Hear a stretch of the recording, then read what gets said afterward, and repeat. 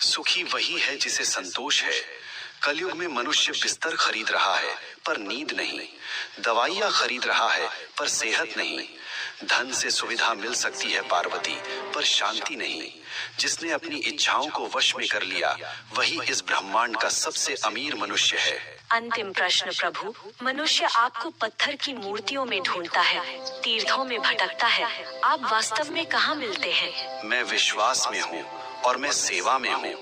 जो मनुष्य अपने बूढ़े माता पिता की आंखों में आंसू देकर मेरे ऊपर दूध चढ़ाता है, मैं उसका पूजन कभी स्वीकार नहीं करता। जो किसी भूखे को भोजन करा दे, किसी रोते हुए को हंसा दे, मैं उसी क्षण उसके हृदय में प्रकट हो जाता हूँ। मुझे ढूंढो मत, मुझे महसूस करो। हे नाथ, आपने मेरी शंकाओं का निवारण कर दिया।